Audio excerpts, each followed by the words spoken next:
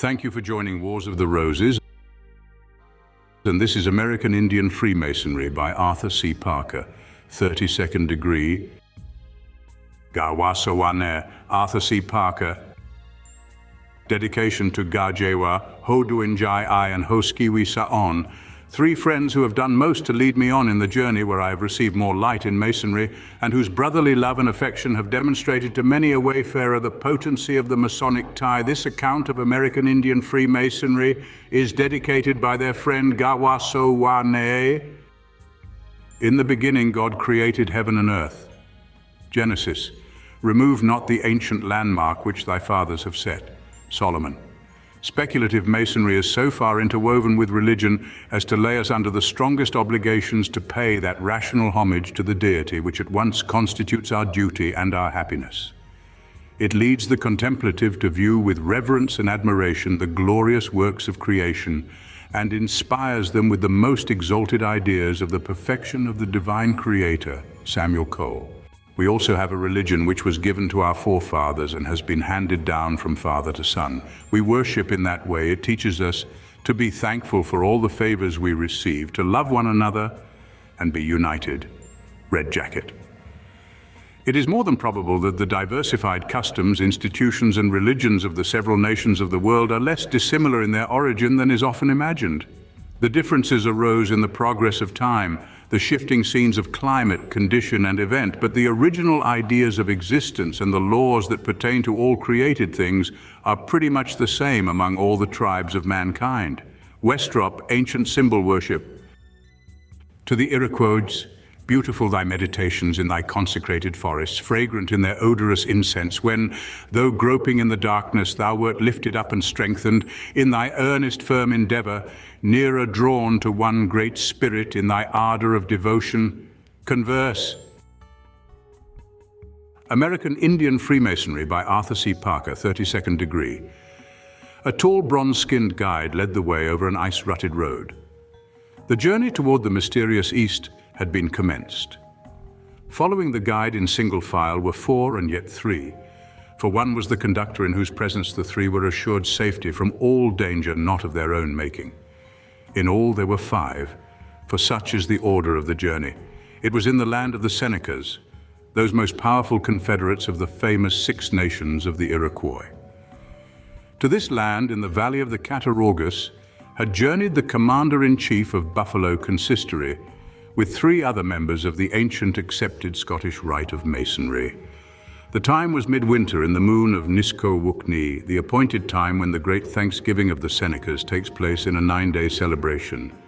During the season of gratitude to the Great Spirit, the various fraternities and ceremonial associations hold sessions, and a few of them give public exhibitions.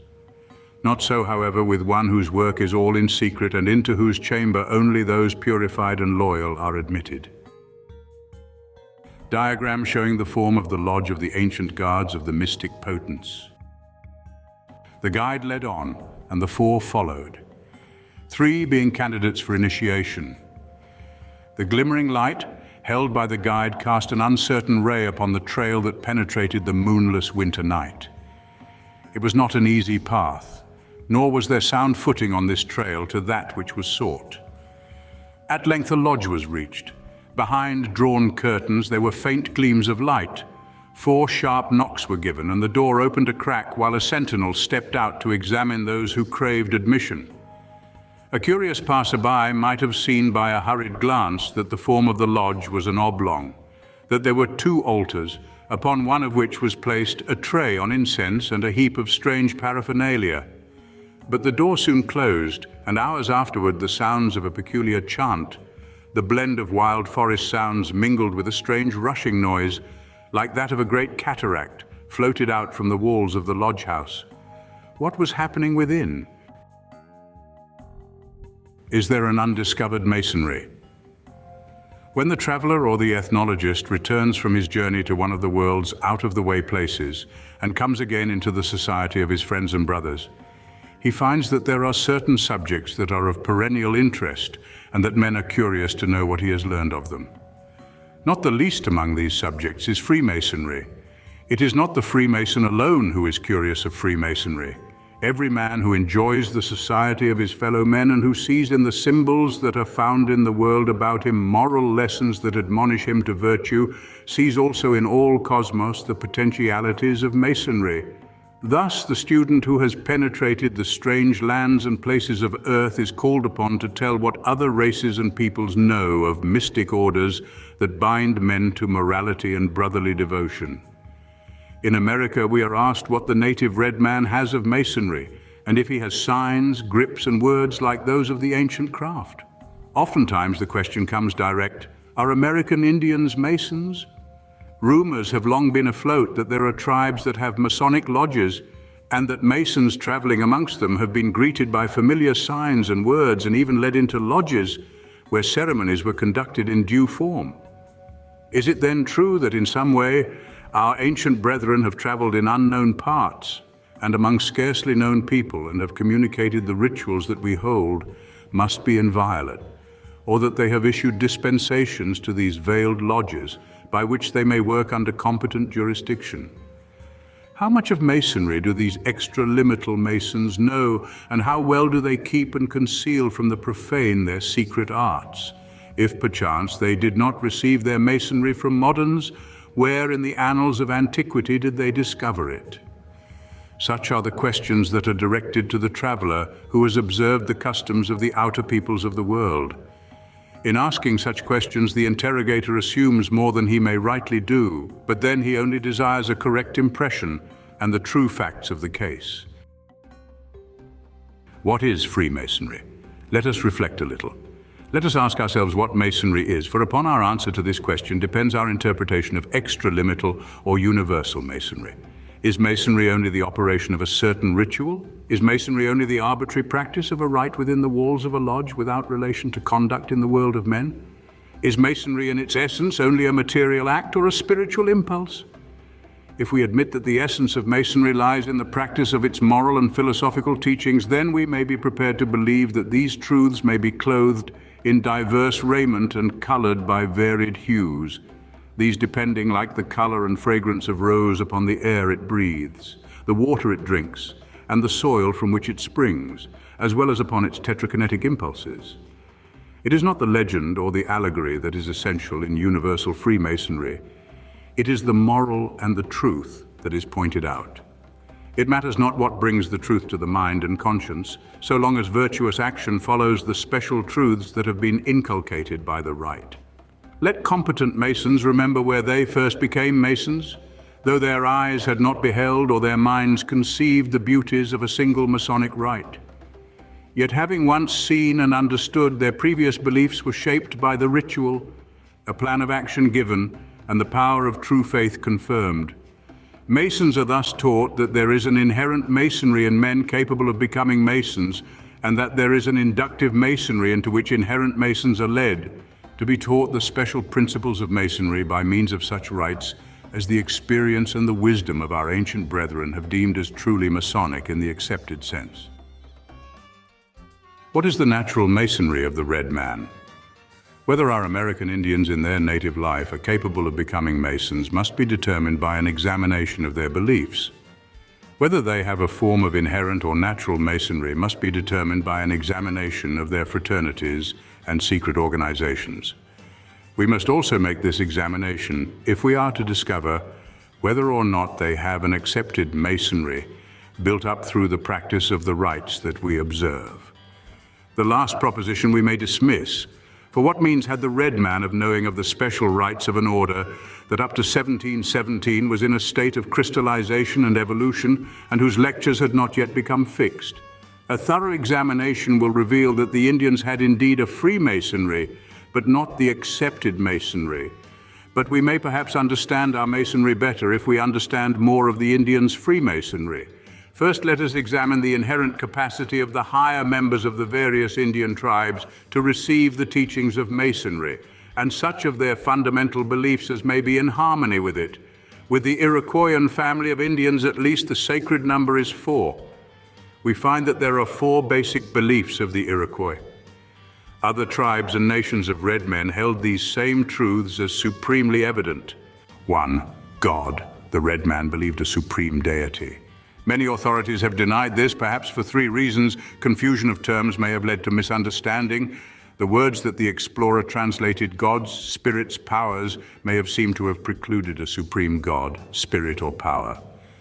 But we may well believe that in some instances at least the ignorance of the informant or of the inquirer or both led to the failure to discover a statement of a supreme power.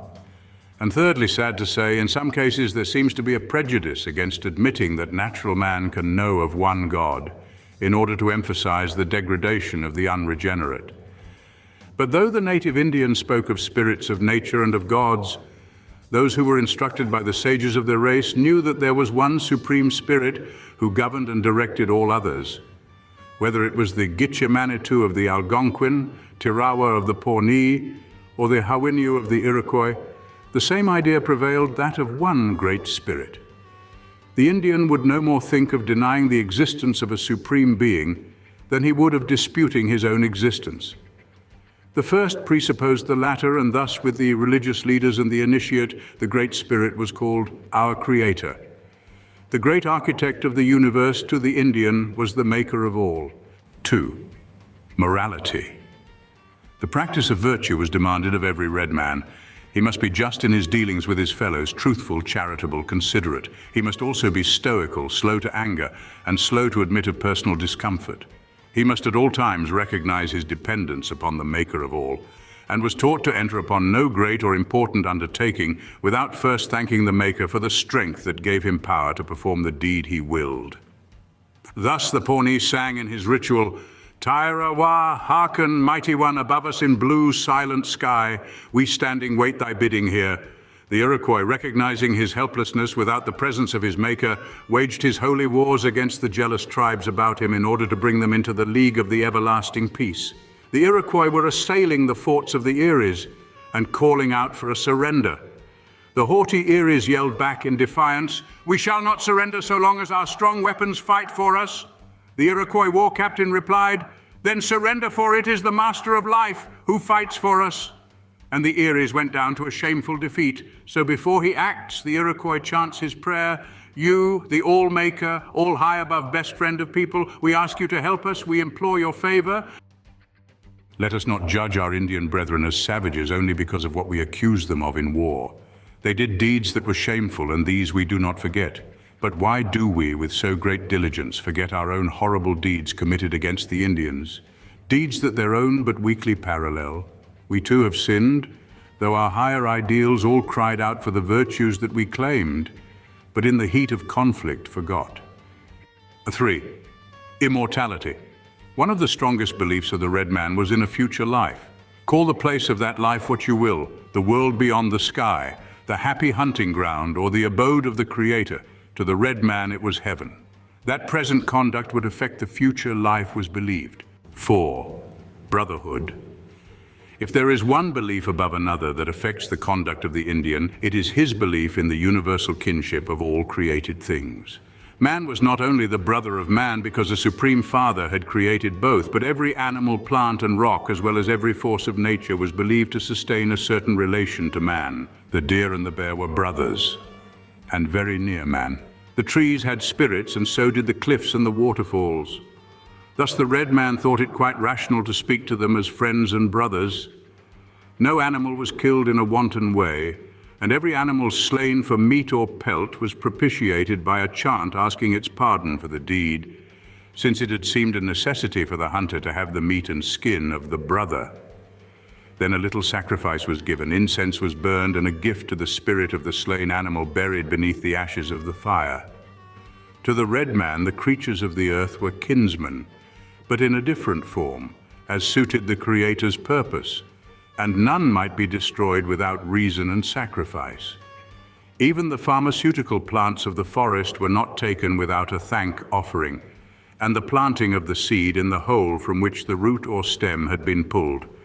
This feeling of fraternity worked out in many other ways, as by the organization of numerous fraternities and societies, by the knitting of the clan system, and by the ties of a complex social organization.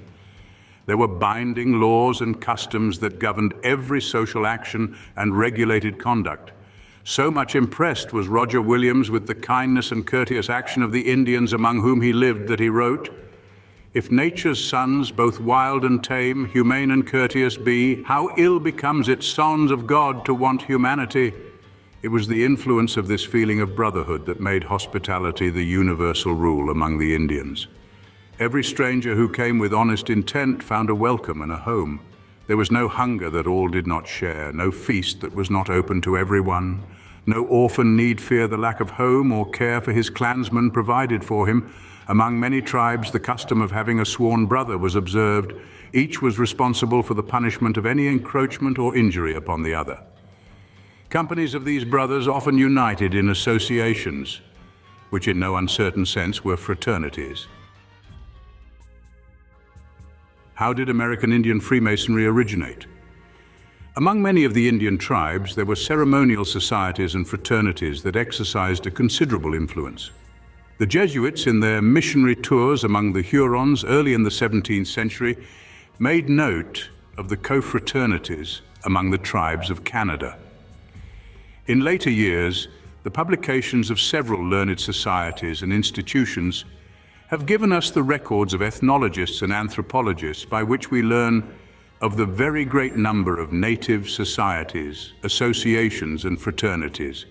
We cannot mention them all, but it would be a mistake not to call attention to the fraternities of the Zuni and other Pueblo-dwelling peoples. These had elaborate lodge rooms or kivas, and their altars were decorated and dedicated to the powers of nature. They taught their initiates the philosophies of their respective cults and exacted certain promises and obligations. Among the Pawnees were a number of important societies, one of the most important being the Hako. The Navajos had their cults, and the Ojibwa of the north had their Midewiwin. Likewise, the Iroquois had and still have their Honochinoga, their Hadidos and their Society of Charm Holders, and many others. The Indians in some instances drew moral lessons and analogies from the art of building their longhouses and other dwellings, but for the most part their symbolism was drawn from the study of the temple of nature. They knew of no Hebrew legends or records, and the names of Zerubbabel, Solomon, Hiram of Tyre, or of Aaron were strange to them. The Lodge of the Eagle Society from a drawing by Jesse Complanter, a Seneca artist. On the other hand, there were societies that used sacred words, some of which might be mentioned only at low breath, and some never except within the lodge. Because of the secrecy and sacredness of the meaning of some words, they lost their meaning and were used only because they were ancient and were supposed to be of magical value. There were many lost words, and in some instances certain portions of the rituals were not intelligible, because nearly every word was a portion of a lost ritualistic language. There can be no doubt that certain Indian societies had secret words that their members might use in conversation or as signals. The possession of ritualistic words that belonged exclusively to the cult or fraternity was jealously guarded. With the Indians, words had a significance entirely apart from their meaning. Words were things, names were things. So deeply was this doctrine inculcated that a man's very name could be taken from him by the proper authorities. He could likewise be forbidden to utter certain words because words and names were property and might be used or shared only by those justly entitled to receive the same. The Masonry of the Indians, as builders and as philosophers dealing with moral truths, grew out of their experiences with nature and with the actions of humankind. The wise men of the tribes knew that a band of men pledged to uphold morality and to enact rituals showing its advantages would constitute a dynamic influence. Was the red man a craftsman and builder? Except in the southwest, the Indians erected no great buildings of stone. In the northwest, especially along the coast, there were elaborate buildings of wood built in the familiar log cabin style, but having carved pillars, posts, and heraldic devices. Not strange to relate, perhaps, is the fact that in these two areas, where building and craftsmanship was so highly specialized, numerous fraternities existed. In other regions, especially in the area of the Great Plains, the dwellings were more simple. On the East Coast, and extending well into the Mississippi Valley on the eastern side, many of the Indian nations were village and town dwellers, living in bark-covered houses, some of them large and roomy. The Iroquoian peoples, for example, had long houses built of poles, tree trunks, and bark. Their towns were surrounded by stockades of tree trunks, sometimes 3 rows being used. Unlike the Indians of the plains, who must move as the buffalo herds moved, the East Coast Indians were more or less sedentary. They were thus able to build up a compact form of government and to evolve a well-knit system of social organization. In digging into the earth where once arose these ancient towns of the red men, we discover the durable artifacts made by their craftsmen. Working only with tools of stone and bone, they made many beautiful objects, the form and symmetry of which excites the admiration and applause of modern observers. The archaeological museums of America contain numerous examples of the Indians' handiwork. From these things, we learn that the Native American of old had a keen eye, a skillful hand, and a sense of balance and harmony of form that is scarcely equaled today. Take any well-made and polished hatchet head of stone, sometimes called celts, and often erroneously skinning stones, and by placing it on a smooth, level surface, you will discover that it can be spun on one side, the axis being plainly visible and the balance perfect. Here is a demonstration of a studied attempt to perfect the art of balance and of symmetry. The Indians' knowledge of form is proven by an inspection of their implements. They produced polished spheres, ovoids, crescents, circles, squares, circular discs, triangles, hemispheres, pyramids, etc. In drawing geometrical designs, however, they seldom went beyond an octagon. The Indian, it will be seen, had his form of the plumb, the level, the square, and the compasses. There will be some who will state that the Indians never made objects that reveal craftsmanship, but that such things are the work of the mound builders. Such persons are not well informed of modern research, for if they were, they would know that the mound builders were Indians and that the old-time theory of the mysterious mound builders is an exploded myth. Indians built the mounds and made all Aboriginal artifacts found in them. Documents have been discovered that prove that the French and Spanish explorers saw the Indians erecting mounds. All archaeological authorities now know that America had no mysterious race that was vanquished by the Indians. What was the red man's religious life? It would be an interesting thing to trace out the various forms of religious belief held by the American natives, but though there are those competent to write upon this subject, it is so vast in its extent that no individual writer has yet dared the attempt. We have briefly outlined the essential features of the Indians' belief, but of the numerous customs and rites we have yet suggested little. Perhaps an outline of the religious rites of a single nation or stock will suffice. Let us take the Iroquois. To the Iroquois, the world was the handiwork of a creator. He was known under various names: great ruler, good mind, sky dweller, creator. It was believed that life came to the earth from the heaven world in the form of a woman ready to give to life a girl child.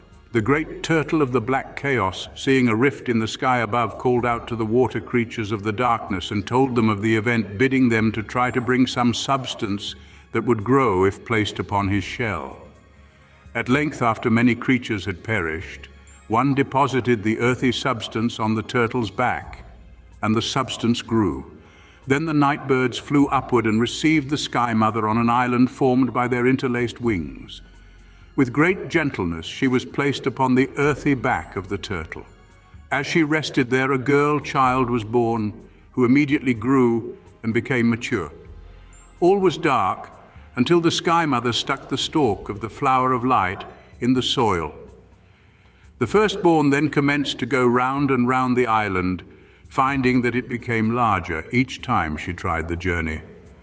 One of her latter journeys took longer than others, for the island had grown very near a place called East. She paused on the shore, and a warm wind came and whispered to her. She felt it encircle her and lift her from her feet, but her heart was thrilled with a strange ecstasy. She went back to the camp of her mother and told of the strange experience, but the Sky Mother only wept. After a season, the firstborn of Earth gave birth to 2 boys, one called the Light One and the other the Dark One, who had a heart of flint. In giving birth to the twins, the mother died, leaving them to the care of the Sky Mother. The boys grew to maturity immediately and demanded to know their father. One was kind and built things, the other was ferocious and destroyed anything that came his way. The Light One received the name of good-minded, and the evil one was called bad-minded. Good-minded cared for the grave of his mother and watered it because the Sky Mother had told him to do so. He watched over it with great devotion until he was rewarded by seeing plants spring from the grave. The tobacco came from the head, the corn from her breasts, the pumpkin from her waist, and the edible tubers and beans from her feet. Goodmind then asked his mother where he should go to find his father, and was told to journey to the East Sea and cross to a mountain rising from the water. This, after great difficulty, he did. As he stood at the base of the mountain, he called, "My father, where art thou?" And the reply came, "A son of mine shall cast the great cliffs from the mountain's edge to the summit of this peak." Goodmind clasped the cliffs and flung them afar over the top of the mountain. Then came the voice, "A son of mine shall swim the cataract from the base to the top." Good-minded flung himself into the merciless current and swam his way upward to the top of a ledge near the mountain top. Then again the voice sounded, "A son of mine shall wrestle with the hurricane." A great wind swept about Good-minded as if to sweep him from his unstable footing, but he wrestled with the wind, though he could not see it nor tell where to grasp it, until the hurricane cried out, "Enough, for you have exhausted my breath." Once more the voice sounded, "A son of mine shall brave the fire of hottest flame. Come." Out from the mountainside burst a sheet of flame that burned and blinded Good-minded, but he pushed through the twisting arms and ran up the mountain to the summit. There in repose was a being so infinitely brilliant that Good-minded could scarcely see. "I am thy father," said the light. "Thou art my son." Then the Father gave to Good-mind the power to make the earth grow with all manner of plants and trees. In a package he placed the magical dust that would become animal life. Long the Father spoke to his son and then bade him depart. When Good-minded returned to the Earth Island and told his grandmother, the Sky Woman, where he had been and what power he had received, Bad-minded became very jealous, and by an ingenious plan sought to destroy him. But after a lengthy battle, the Bad-minded was vanquished and put in a deep cavity in the earth, along with all the perverted and distorted creatures he had made from the good creatures. And the evil creatures were banished because they chose to be evil rather than as they had been created. Then the Good-minded took the face of his mother and flung it into the heavens, and it became the moon. And at that time a new light far more brilliant appeared. It was the sun. So came the sun to rule the day and the moon to give hope to the night. And when all things had been perfected, Good-minded looked into a pool of water and saw his own face. He took a handful of clay and molded his image, and it became a man. There were many pre-humans on the earth then, and they were subdued and told their function. They were forbidden to molest men. When all this was finished, the Sky Mother said to her grandson, "We must return to the world above the sky, our Gao Yage." So did they return to the Father, but they ever watch over us, for we are their children, and because they were, we are. Such is the Indians' Genesis, and though briefly told, there will be few who cannot see in it a wonderful symbolism and a real recognition of man's divine origin. The last great test of the good-minded, we observe, is not alone to overcome earth and water and fire and air, which are material, but to banish evil and all its distortions. By a series of religious tales such as this, the Iroquois were taught the great essentials of moral life and a recognition of man's relation to his Creator. The lessons of these unwritten Gospels teach fortitude, loyalty, patriotism, tolerance, fraternity, and gratitude. The Iroquois was religious in every act of his life, for was not the Creator in all that he had created? Sin thus became a thing that man could commit against himself, against his fellows, human and non-human, and against the interests of the tribe. It was not believed that the Creator could be sinned against, for he was above an injury by man. Nor was it possible for a sin to be forgiven, for effect always follows action. What we have done, and not even divinity can say it was not done, nor can the effects be wiped away. For the guilty there was no escape through forgiveness by the Creator. Sins against self and society must be paid for by restitution in some form. The religious ceremonies of the Iroquois were many, but the great ceremonies were those of the seasonal Thanksgiving, of which there were 6 each year. Gratitude to the Creator was the underlying principle of the red man's religion. One of the stanzas in the Thanksgiving rite is, for all that he has created, and should offer thanks for all the things from below up to himself in the sky world. We who are here gathered in assembly thank our Creator, yea, all his creatures who are living here in this earth world. Most of the members of the various Iroquois tribes, the Seneca, the Cayuga, the Onondaga, the Oneida, and the Mohawk, are now Christians living as white men do. But so great a hold have the old rites and religion of their ancestors upon some that the old beliefs still hold among a considerable portion of the Onondagas and Senecas in New York State and Canada. The Senecas of the old belief hold their religious rites in their long houses, the temples of their faith. Here the honest student may observe these rites and determine whether a people whose religious heritage is what we have described may be called pagan or not.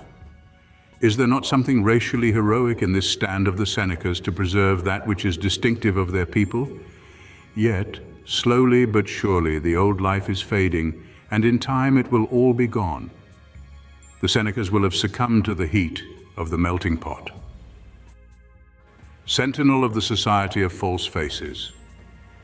The False Face Company is one of the most spectacular of the Iroquois. What happened? What you have read in the pages that have been written was told to a great Mason long before he made his journey to the land of the Senecas and witnessed their ceremonies. The Senecas called him Hoduinjayi, the holder of the earth, and they invited Hoduinjayi to come as a novitiate to the lodge of the ancient guards of the mystic potents. Two other friends of the Senecas had been invited, Hosquisao and Gajiwa, thus forming the mystic triangle. Red Hand, the brother friend. The candidates were told to listen. The legend of the ancient guards was told. The complete relation would make a lengthy document, though I am sure that you would find it a marvelous tale. Red Hand was a young chief whose life was blameless, for he was Hoya Diwado. He had received certain mysterious knowledge that made the covetous envy him. But so brave and kind was Red Hand that he was admired and loved by men and warriors. Red Hand had a place where he spoke to the Great Mystery.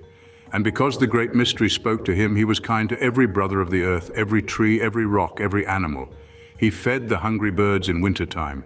When the wolves were hungry, he gave them meat. When the deer were hungry, he gave them grass and moss. The children loved him because he gave them trinkets. The old people were grateful to him because he knew of oils that cured their lameness. The warriors admired him because he had power to lead them against the enemy that sought to destroy them. Down to the South Country in the valley of the Ohio went a war party to punish the foe. The leader went apart to seek the chief of the enemy, and while he stood alone, a poisoned arrow struck him, and he fell. Then the assassin who rushed upon him demanded the secret of his power, but he would not give it. And so the enemy lifted his tomahawk and scalped our leader, taking the scalp away in triumph to be dried over the lodge poles where the smoke issues forth. A wolf lifted his nose and smelled blood. He howled to bring the pack and followed the scent to the body of a man. He looked and saw that it was brother friend whom he knew as Red Hand. He called in a different note, and there came all the chiefs of the animals and even the chiefs of all the great plants and trees. They looked at the body of their friend. Then they held a council as to how he should be revived. We will give the tip of our hearts and the spark from our brains, they said. Then they sent for the scalp which the dew eagle brought, making it again alive by sprinkling it from the pool of dew that rests on his back. It was placed on the crown of Red Hand's head and grew fast. One by one, the greatest of created things gave up the vital parts of their beings, the tips of their hearts and the hearts of their brains. For a brother is not a friend if he will not give his life for the brother friend who has befriended him in great emergency.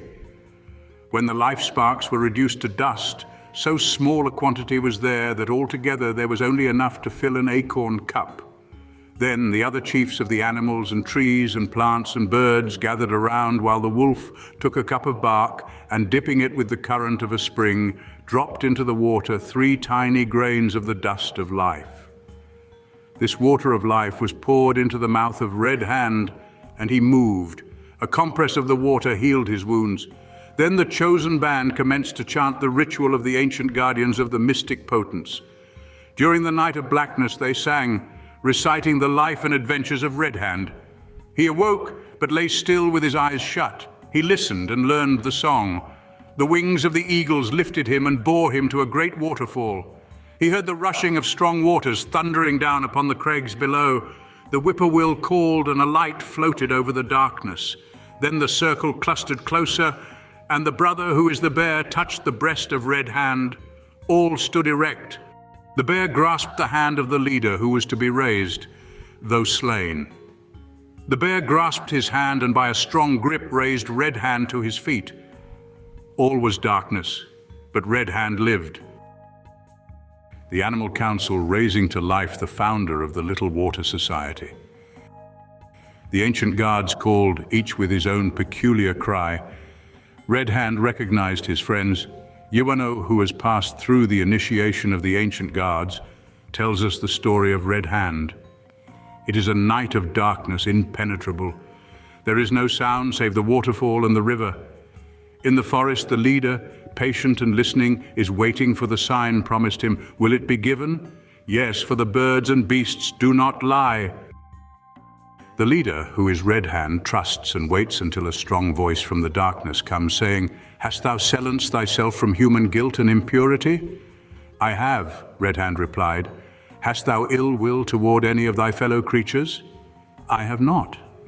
"Wilt thou trust and obey us, keeping thyself always chaste and valorous?" "I will." "Wilt thou hold this power with which we endow thee for thine own chosen company only?" "I will." "Wilt thou endure death or torture in its cause?" "I will." "Wilt thou vow this secret never to be revealed save at thy death hour?" "I will." "Thy death hour will be revealed to thee. Thou wilt be allowed to choose thy successor, and at the end of thy journey, thou wilt be rewarded for faith and obedience."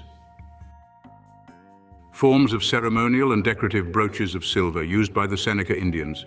Red Jacket wore the brooch marked A. There was a rushing of winds and the sound of hurrying creatures was heard. The song was renewed, and then a winged light appeared. The voices were bidding him journey on. So sings the whippoorwill, follow me, so replies the chief to him, "Yes, I will follow thee." See, the night is darkening, the shadows are hiding, no light to follow now, so sings the waterfall. Down the deep abyss went Red Hand, following his unseen guide. He felt the spray of the waterfall, and then up he climbed until he knew he was ascending a mountain. The dawn light appeared, and he went on and on until when the sun was high, he found the flat summit of the mountain. There in the circle of an altar was a wild maize plant. At its roots was the box holding the mystic potence that restores men to life and heals wounds. A white flint knife lay at the roots of the maize plant, and a voice called, "Slash into the stalk of the maize." Our leader cut the stalk, and blood flowed from the wound. Then again a voice said, "Touch the wound with the potence." This he did, and the wound immediately healed. The voice sounded again, saying, "Guard well this mystic potence, for while ye have it, thy people shall endure. When it is gone, they shall be no more. Go and found an order that shall know all this wisdom and preserve in the bonds of faithful brotherhood the mysteries, the chants, and the will to perform the task of spreading the knowledge of the kinship of all created things." Daneho Enyayahak. Out of the darkness. The order has been founded, and though many centuries have passed by, the faithful fraternity still remains. In the ritual, the members impersonate the brother friends who gave of their lives.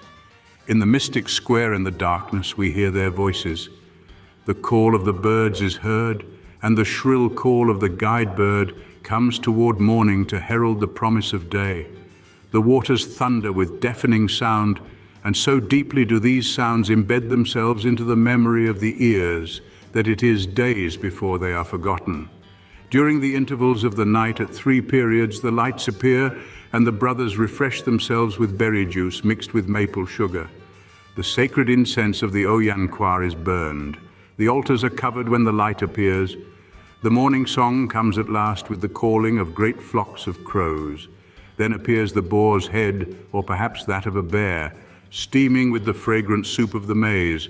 There is a ceremonial partaking of the feast, and then the Onojkwa is distributed. It is yet just before dawn, and the company has adjourned. The session has been from the beginning of total darkness until its end. The lodge of Ne Hono Chino Ga has been closed. The ancient guards of the mystic potents gather up their mystery bundles that hold the sacred Niga Niga. It is still night, though the Ganoda has been ended. We wait in the darkness. Come all ye who listen, help us in our darkness journey. Now no sun is shining, now no star is glowing. Come show us the pathway. The night is not friendly, she closes her eyelids. The moon has forgot us, we wait in the darkness. Follow me, so sings the whippoorwill. Yes, I am following, so the chief answers him. Danaho, what has happened has happened. A tall, bronze-skinned guide led the way over an ice-rutted road. The journey from the mysterious east had commenced. Following the guide in single file were four, and there were four. It was the land of the Senecas, those most powerful confederates of the 6 nations of the Iroquois. To this land in the valley of the Cattaraugus had journeyed the commander-in-chief of Buffalo Consistory and 3 other members of the ancient accepted Scottish rite of Masonry, and now they were on their way back to the city that rises where the ancient Seneca town of Doshowe once had its site. These pale-faced members of the race that came and possessed the red man's land had been adopted brothers and initiated into the highest rites of the Senecas. Little has been told. The door has only been held ajar, the slightest space, and no secrets have been revealed. There were feather wands and deer skins, but no purple robes or crowns. Yet who shall say that the Senecas have not the thread of the legend of Osiris, or that they have not an inherent Freemasonry?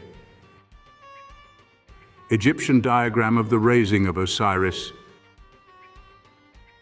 The 3 initiates in the ancient guards of the mystic potents, George L. Tucker, George K. Staples, Everett R. Burmester. A practical postscript. Our knowledge of remote antiquity is derived not so much from the traditions that have been handed down by the ancients as from the enduring relics of craftsmanship that have survived. It was the poet Bryant who wrote, "The forms they hewed from living stones survive the waste of years alone, and mingled with their ashes show what greatness perished long ago." In the halls of Buffalo Consistory, ancient and accepted Scottish rite, is a splendid collection of Indian artifacts collected from the ancient forts, village sites, and burial places of the Indians who lived in western New York from early to recent times. This collection, brought together through the unceasing efforts of George L. Tucker, constitutes a museum of antiquity and illustrates the handiwork of the American Indians. It has grown under the patronage of George K. Staples, who has looked with sympathy upon its development.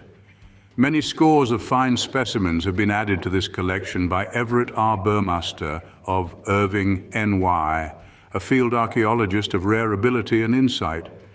Today, the Tucker collection is sought by archaeologists and studied because of its interesting and unique character. There is an intimate connection between archaeology and Masonry. The archaeologist finds the lost cornerstones of history, and with his trowel unearths records that history has failed to write.